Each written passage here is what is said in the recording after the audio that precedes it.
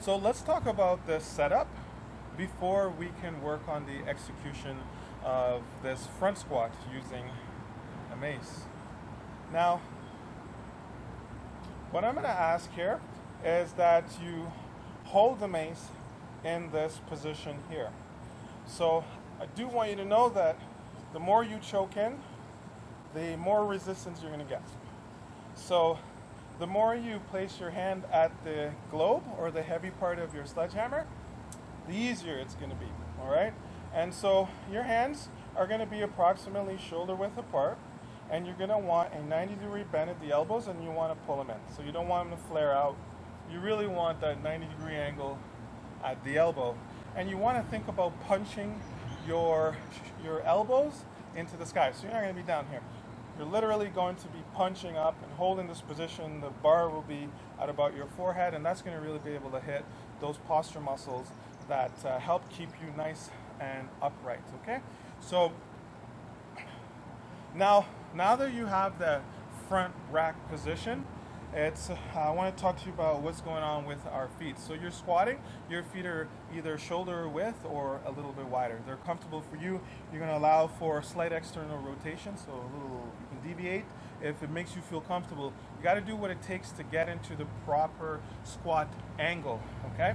So keep that in mind. Also, you want to pull in the navel and squeeze on top of that pull-in action, okay? So from here, make sure big toe is pressing into the ground and that you're not lifting off of the toes, and your weight is going to be maintained mid-foot. So don't forget that whatever you do to one side, you're going to want to do to the other side, and then you're going to be able to train both sides of your body for good balance. So here's a front position.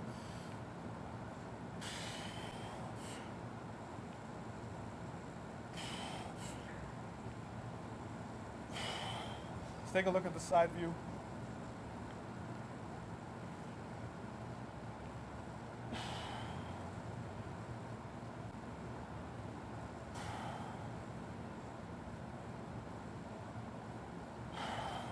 All right, so let's talk about the squat pattern.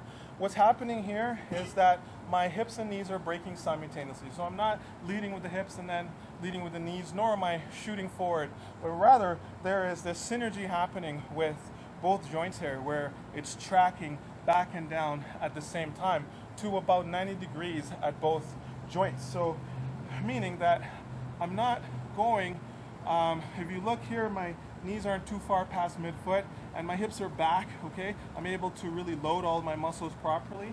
So you want to go down slow. I'm not going deep either. I'm about 90 at the hip and knees. So it's important that you got the mace in hand, that you sit back and down to about 90 degrees here. You're looking about 3 feet ahead of you. You're punching up with your elbows, and that's going to be the proper squat pattern. So make sure you take your time, make sure you go slow, and make sure you pause at the bottom.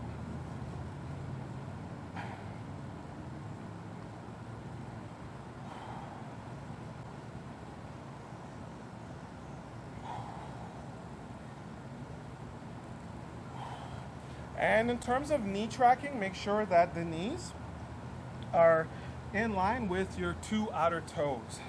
So as you go down, you're not here, you're not too crazy pushing out to the sides, but you're in line with your two outer toes.